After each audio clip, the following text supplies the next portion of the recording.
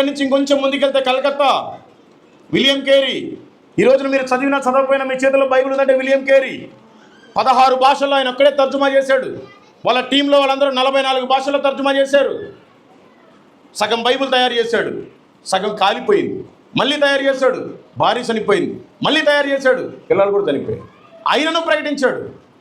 ఈ రోజున మొట్టమొదటిగా ఆడపిల్లలు చదువుకున్నారంటే విలియం కేరీ. ఆయన రైల్వే డిపార్ట్మెంట్కి ఎంతో సాయం చేశాడు, యూనివర్సిటీలకు ఎంతో సాయం చేశాడు, హాస్పిటల్ పరంగా ఎన్నో సాయం చేశాడు. బైబిల్ ఈ రోజున ప్రతి భాషలో ఉందంటే విలియం కేరీ. ఆయన ఎవరో ఇంగ్లాండ్ నుంచి వచ్చాడు ఇక్కడికి. మనం ఇక్కడే ఉన్నాం. మనం ఏం చేసాం ప్రభు కోసం?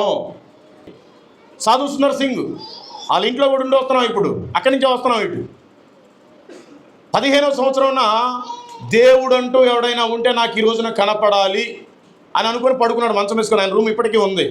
ఆ రూమ్ పగలగొట్టేశారు.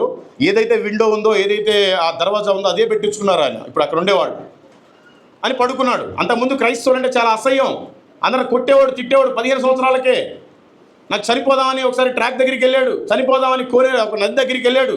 ఆయన చావురాల. దేవుడు అంటూ ఎవడన్నా ఉంటే నాకు ఈరోజు కనపడాలి అని అనుకొని పడుకున్నాడు. కరెక్ట్గా 4:15 అవుతుంది. ఆ కిటికీలో నుంచి ఒక గొప్ప వెలుగు వచ్చింది.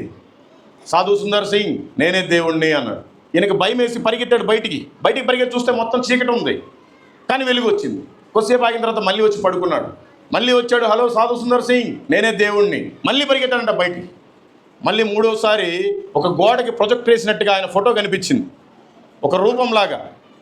నేను యేసుక్రీస్తుని, నేనే సత్యము, నేనే జీవము, నేనే మార్గము అని ఆయన ప్రూవ్ చేసుకున్నాడు. అప్పుడు గబగబా ఇంటికి వెళ్ళిపోయి ఇంటికి కింద వాళ్ళ నాన్న పడుకొని ఉంటాడు. ఆయన మిద్దె మీదనే. 130 సంవత్సరాల క్రితం కూడా ఆయన బిల్డింగ్ మీద రూము.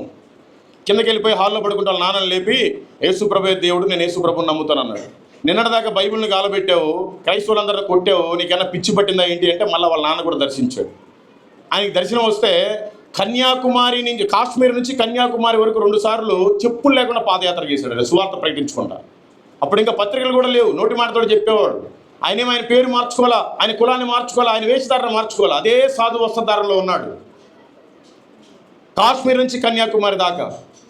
చివరిగా ఒకసారి ఆ కాశ్మీర్ దాటాక లదాఖ్ దాటాక టిబెట్ అనే ప్లేస్ ఉంటుంది. ఆ టిబెట్ ప్రాంతం ఇప్పుడు చైనాలో కలిసిపోయింది.